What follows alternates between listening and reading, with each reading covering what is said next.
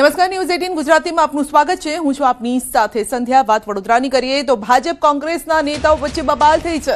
માંજલપુર પેટા ચૂંટણીના મતદાન સમયે બબાલ થઈ છે। પોલીસ સ્ટેશન બહાર બાખડ્યા છે નેતાઓ।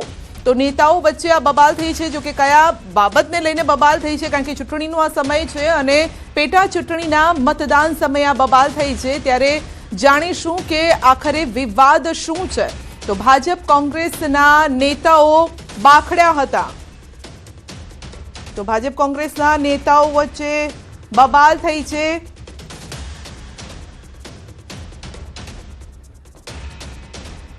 તો અંગે વધુ અપડેટ મેળવીશું। હાર્દિક આપણી સાથે જોડાઈ ગયા છે અને પાછળ ભીડ પણ જોવા મળી રહી છે। હાર્દિક, કશાની બબાલ છે?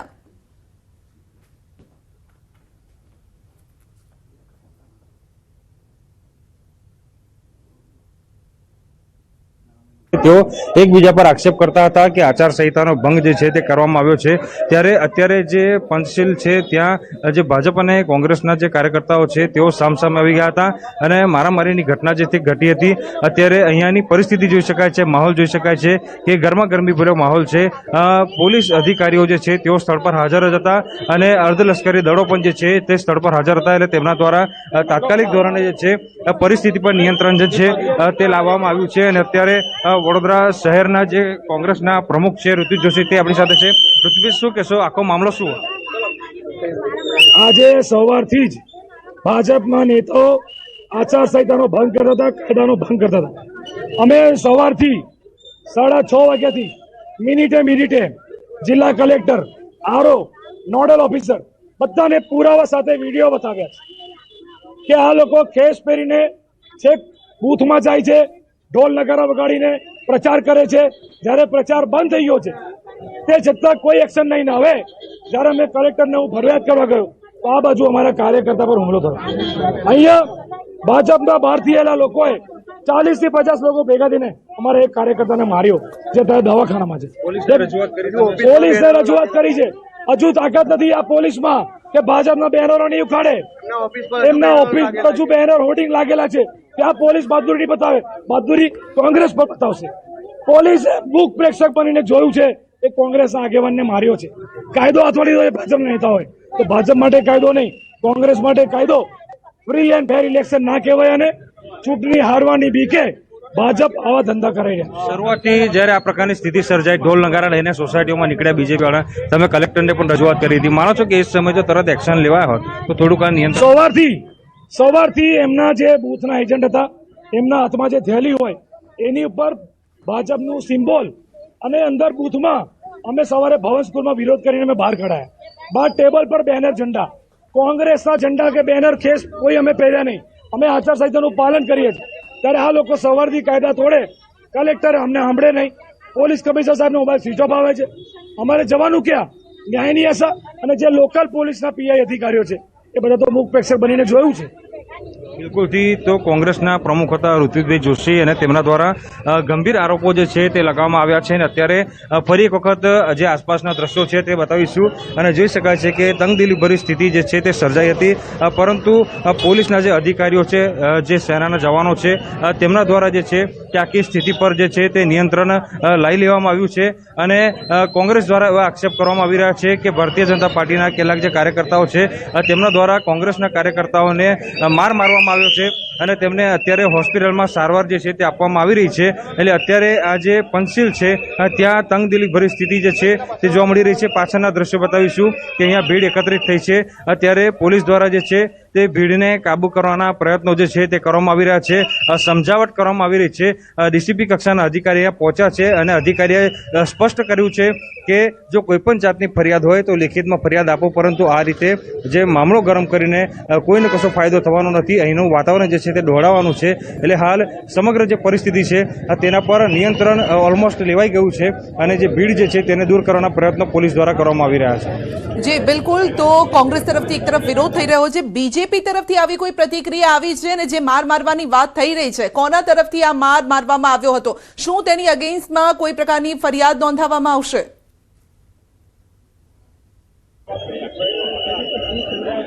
બિલકુલથી અત્યાર સુધી તો કોઈ પણ જાતની ફરિયાદ જે છે તે દાખલ થઈ નથી અને ચારે તરફ બતાવીશું કે અત્યારે કોંગ્રેસના કાર્યકર્તાઓ કોંગ્રેસના નેતાઓ જે છે તે અહીંયા ઉપસ્થિત છે, પરંતુ ભારતીય જનતા પાર્ટીમાંથી હાલ કોઈ અહીંયા દેખાઈ નથી રહ્યું.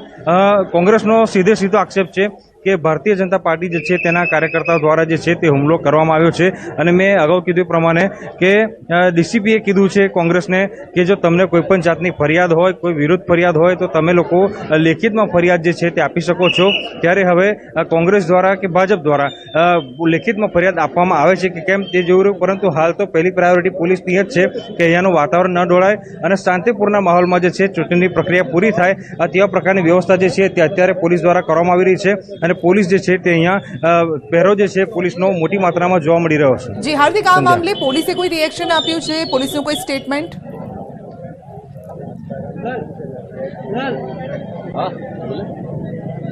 બિલકુલથી ડીસીપી સાથે ન્યૂઝ 18 જ્યારે વાત કરી ત્યારે તેમના દ્વારા કહેવામાં આવ્યું કે પરિસ્થિતિ જે છે તેના પર કાબૂ મેળવાયો છે અને જે રીતનું એક વાતાવરણ ઊભું કરવામાં આવ્યું એ હદે જે છે તે મારામારી થઈ નથી, સામાન્ય તકરાર હતી એવું પોલીસનું કહેવું છે. એટલે પોલીસે કહ્યું છે કે જ્યારે આ ઘટના ઘટી ત્યારે જે છે તે પોલીસના તમામ ઉચ્ચ કક્ષાના અધિકારીઓ, પોલીસના કર્મચારીઓ, જવાનો જે છે તે જે છે તે સ્થળ પર હાજર હતા અને તેમના દ્વારા જે છે તાત્કાલિક ધોરણ બિલકુલથી આપણે પોલીસ સાથે વાતચીત કરવાનો પ્રયત્ન કરીશું. અહીંયા ડીસીપી જે છે તે અહીંયા સ્થળ પર ઉપસ્થિત છે અને ડીસીપી સહિતના જે અધિકારીઓ છે તેઓ પણ અહીંયા સ્થળ પર ઉપસ્થિત છે.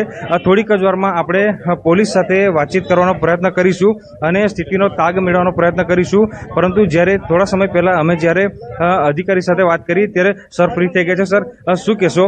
પરિસ્થિતિ શું છે? કારણ કે મેસેજ ખોટો જાય, તંગદિલી ભર્યો માહોલ સર્જાય, તમારા તરફથી શું મેસેજ? જી બિલકુલ, આપ જોઈ શકો છો પ્રમાણે સ્કૂલથી 150 મીટરના ડિસ્ટન્સ ઉપર એકદમ શાંતિ છે. કોઈ ભીડ કે કોઈ ટ્રાફિક થયેલો નથી અને ભીડને ટ્રાફિક ના થાય તેના માટે યોગ્ય પોલીસ ડિપ્લોય કરવામાં આવી છે અને જેમની પણ એમની રજૂઆત છે, જે પણ લોકોની, એ રજૂઆતને ધ્યાને રાખીને યોગ્ય આધાર પુરાવાના આધારે ચેક કરીને કાર્યવાહી કરવામાં આવશે. મામલાની શરૂઆત ક્યાંથી થઈ? તમને શું મેસેજ મળ્યો? મેસેજ કંઈક અહીંયા સોસાયટીમાં જે રહેવાસી છે એની સાથે કંઈ માથાકૂટનો બનાવ સામે આવ્યો તો તાત્કાલિક પોલીસ આવી ગઈ હતી. ગણતરીની મિનિટોમાં પોલીસ આવી ગઈ હતી અને તપાસ હાથ ધરી રહ્યા છે કે શું બનાવ. તમે જે અગ્રણીઓ છે તેમને શું અપીલ કરી છે? એ લોકો રજૂઆત કરી રહ્યા છે. અપીલ મારી એક જ છે કે જે પણ રજૂઆત છે પોલીસ શાંતિથી આપણી રજૂઆત સાંભળશે, પોલીસ યોગ્ય રીતે કાયદાની રૂપે તપાસ કરશે અને યોગ્ય જે પગલાં લેવાના છે જે આરોપ છે અને ભીડ ભેગી કરીને ટ્રાફિકને ઊભો ન કરવો જોઈએ, જેના કારણે ટ્રાફિક થશે તો પછી લોકોને વોટ આપવામાં તકલીફ પડશે.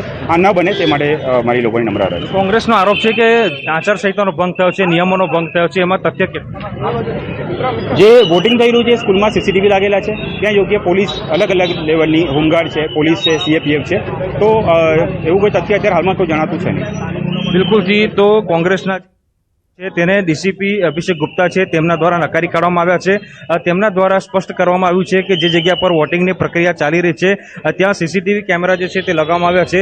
પોલીસનો તમામ પ્રકારનો બંદોબસ્ત છે. એટલે કોંગ્રેસના તમામ જે આક્ષેપો છે તે ખોટા હોવાનું ડીસીપી અભિષેક ગુપ્તા છે તેમના દ્વારા નિવેદન જે છે તે અત્યારે આપવામાં આવ્યું છે અને મેં કીધું એ પ્રમાણે કે ધીરે ધીરે અહીંયાથી ટ્રાફિક ક્લિયર કરવાની જે પ્રક્રિયા જે છે તે પોલીસ દ્વારા કરવામાં આવી રહી છે. તંગદિલી ભર્યો માહોલ ન સર્જાય, સ્થિતિ પર નિયંત્રણ આવે ત્યાં પ્રકારના પ્રયત્નો જે છે તે અત્યારે પોલીસ દ્વારા કરવામાં આવી રહ્યા છે. જી હાર્દિક, આ બેઠક વિશે પણ થોડી જાણકારી મેળવવા ઈચ્છીશું, કારણ કે બીજેપીની આ બેઠક છે લાંબા સમયથી અને એક વ્યક્તિ એ વ્યક્તિના નામે જીતતા હતા, નહીં કે સિમ્બોલના નામે. સિમ્બોલ તો છે પરંતુ વ્યક્તિનો ચહેરો એટલો મહત્વનો હતો.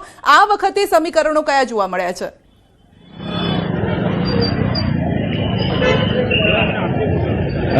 બિલકુલથી જો આ વખતના સમીકરણોની આપણે વાત કરીએ તો ભારતીય જનતા પાર્ટીએ સતીશભાઈ પટેલ જે છે તેમને ચૂંટણી મેદાનમાં ઉતાર્યા છે.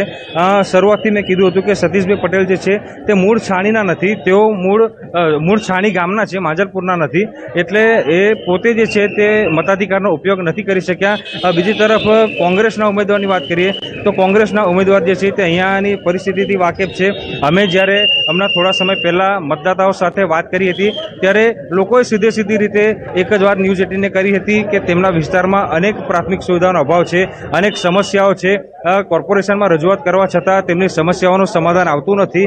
એટલે ક્યાંક ને ક્યાંક જે મતદારો છે તેઓની અંદર છુપો રોષ જે છે તે જોવા મળી રહ્યો છે.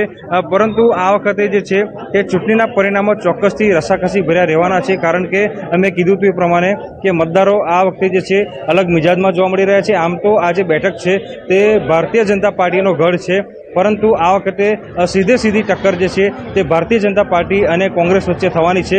ત્યારે અત્યારે જો મતદાનની આપણે વાત કરીએ તો સવારથી જ ધીમી ગતિએ મતદાનની જે છે તે શરૂઆત થઈ હતી અને અત્યારે પણ મતદાન જે છે એટલું જોઈએ એટલું નથી, કારણ કે વર્કિંગ ડે છે, લોકો કામ ધંધે ગયા છે, કોલેજના વિદ્યાર્થીઓ કોલેજ ગયા છે, એટલે બપોર બાદ જે છે તે મતદારો પોતાના ઘરની બહાર નીકળે, વધુમાં વધુ મતદાન થાય ત્યાં પ્રકારની સ્થિતિ જે છે તે જોવાઈ રહી છે અને શક્યતાઓ પણ જે છે તે સેવાઈ રહી છે. વહીવટીતંત્ર પ્રયત્ન કરી રહ્યું છે કે વરસાદી માહોલ છે, વરસાદી વાતાવરણ છે, આગાહી પણ છે, ત્યારે મતદારોને કોઈપણ જાતની અગવડ ના પડે ત્યાં પ્રકારની વ્યવસ્થા પણ જે છે તે વહીવટીતંત્ર દ્વારા કરવામાં આવી રહી છે.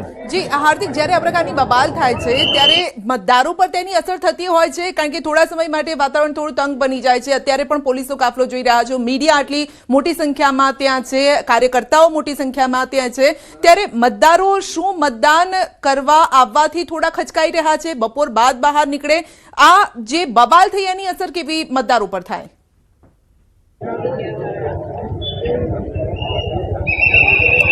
બિલકુલથી, જો આ લોકશાહીનું પર્વ છે અને મતદાતા છે તે જ સર્વોપરી કહેવાય, એટલે તેમને કોઈપણ જાતની અગવડ ના થાય, કોઈપણ જાતનો ભયનો માહોલ ઊભો ના થાય, તે પોલીસની અને જે વહીવટીતંત્ર છે તેની પહેલી જવાબદારી બને છે અને એ જ પ્રકારની કામગીરી જે છે તે અહીંયા કરવામાં આવી છે. હવે બીજા દ્રશ્યો તમે જોઈ રહ્યા છો કે ધીરે ધીરે જે છે તે ટ્રાફિક હળવો થઈ રહ્યો છે. ચારે તરફ પોલીસના જે જવાનો છે, સુરક્ષા એજન્સીના જવાનો છે, તેઓ જોવા મળી રહ્યા છે, એટલે મતદારોના માનસ પર કોઈપણ જાતની અસર ના પડે અને નિર્ભય વાતાવરણમાં મતદાર જે છે તે પોતાના મતાધિકારનો ઉપયોગ કરે ત્યાં પ્રકારની વ્યવસ્થા કરવામાં આવી છે. સિનિયર સિટીઝન હોય, મહિલા હોય, તેમના માટે મહિલા પોલીસની વ્યવસ્થા કરવામાં આવી છે. તો અન્ય પણ પોલીસના જવાનો જે છે તે અહીંયા ખડે પગે તૈનાત છે, એટલે જે મતદારો છે તેમને ડરવાની જરૂર નથી, કારણ કે મતાધિકારનો ઉપયોગ. મતદાન ધીમું ચાલી રહ્યું છે, પોલીસ કાફલો છે, પરંતુ બબાલ અત્યારે શાંત પડી ગઈ છે. હાર્દિક, આપનો આભાર અમારી સાથે જોડાવા બદલ. એમના ગુંડા હોય તમે જોઈ શકો છો, આર્યા બધા અધિકારી જવાબદાર છે. અધિકારી રજૂઆત કરી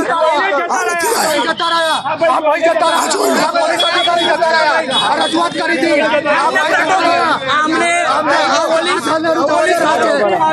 પોલીસ કર્મી છે. કોંગ્રેસ પાર્ટી અને એમના અસામાજિક તત્વો લુખ્ખાગીરી કરીને મતદારોને મતદાન કરતા અટકાવી રહ્યા છે. ભાજપના સનિષ્ઠ કાર્યકર્તાઓ, પદાધિકારીઓ કોઈ પણ પક્ષનો પ્રચાર કર્યા વગર મતદાન જાગૃતિ માટે લોકોને પોતાની પ્રાથમિક ફરજ યાદ કરાવવા માટે પ્રયત્નશીલ છે. તમારા જ ચેનલના, તમારી જ પ્રતિષ્ઠિત ચેનલના વિઝ્યુઅલમાં આપ જોઈ શકો છો કે કઈ રીતે કોંગ્રેસ અત્યારે રોડ ઉપર બેસીને નગ્ન નાચ કરી રહી છે અને કઈ રીતે ભારતીય જનતા પાર્ટીના કાર્યદક્ષ કાર્યકર્તાઓ પોતાની ફરજ નિભાવી રહી છે. મને લાગે છે કે 12 વાગ્યા પહેલા જ કોંગ્રેસ હારી ચૂકી છે, એના લીધે આ પ્રકારના ત્રાગા કરી રહી છે. અસામાજિક તત્વો દ્વારા કોંગ્રેસના દારૂ પીને કાર્યકર્તાઓને જેમ ફાવે એમ ગાળો દીધી. અમારા કાર્યકર્તાઓ ખૂબ જ સંયમ રાખ્યો, પણ પહેલાં એમને હાથ ઉપાડ્યો.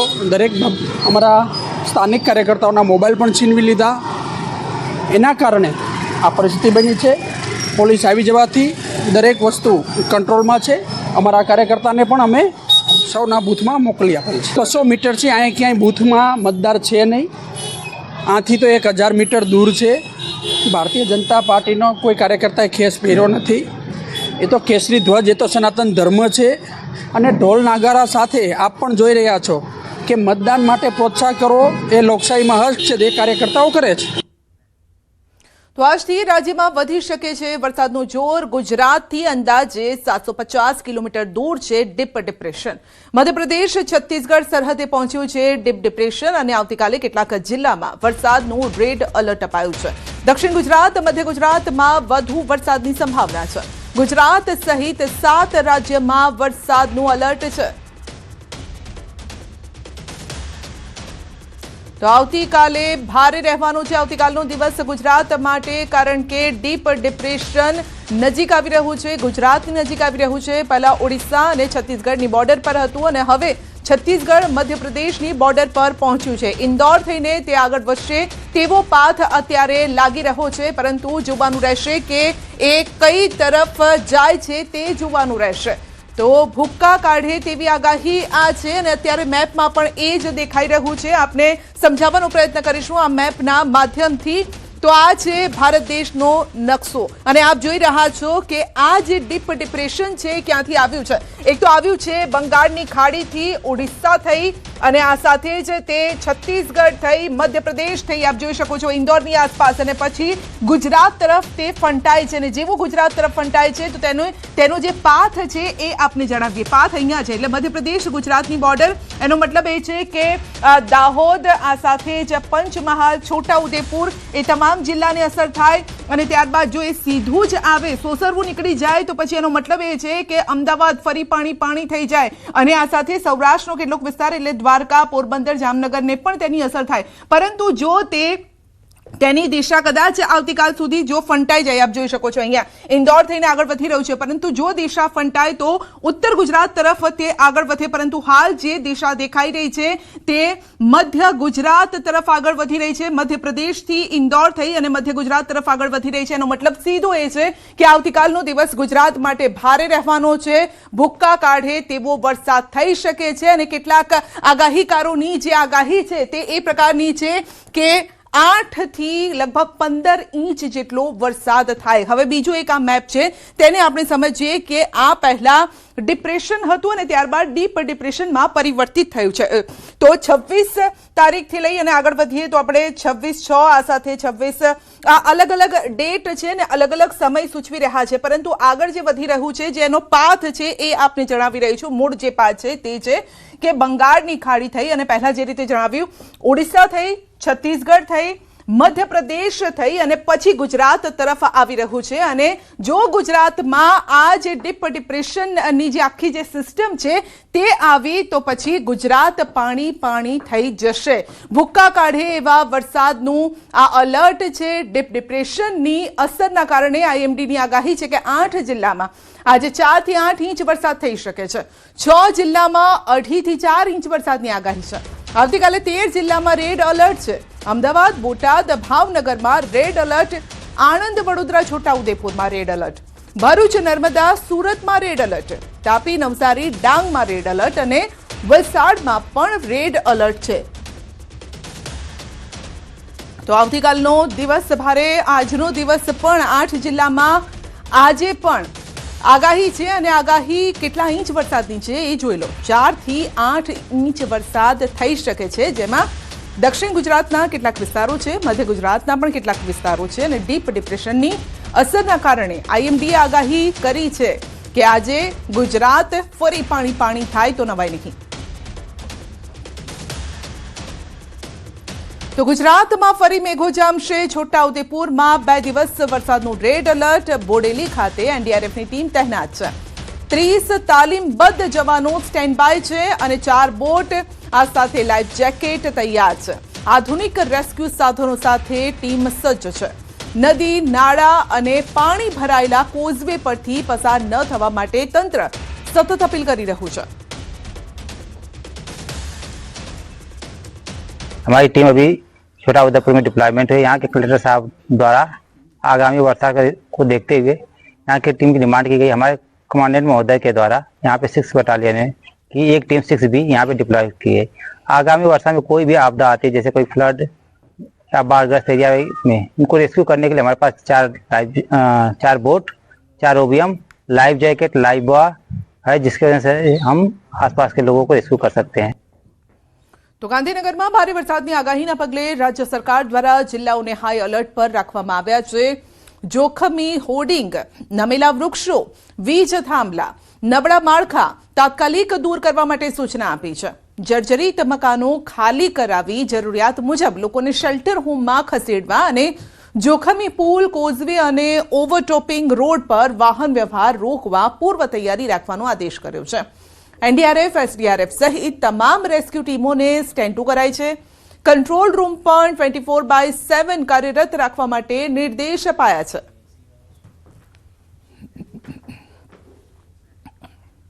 વલસાડમાં ઔરંગા નદીના પૂરે તારાજી સર્જી. નદીના ધસમસતા પ્રવાહથી અનેક વિસ્તારોમાં નુકસાન છે.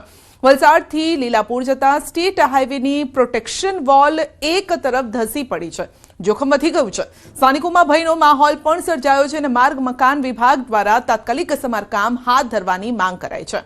દરિયાકાંઠાના 10થી પણ વધુ ગામો માટે મહત્વના આ માર્ગ પર જો સમયસર કામગીરી નહીં થાય તો હાઈવે બંધ થવાની શક્યતા છે. ઔરંગા નદીમાં ઘોડાપુર આવ્યો હતો, તેના લીધે વલસાડમાં તમામ જગ્યાઓ પર પૂરના પાણી ફરી વળ્યા હતા, જેને લઈને આપણે જોઈ રહ્યા છીએ કે કૈલાસ રોડ બહાર નીકળતા આરએનબીની એક સ્ટેટ હાઈવે છે, એમની વોલ પણ ધરાશયી થયા છે.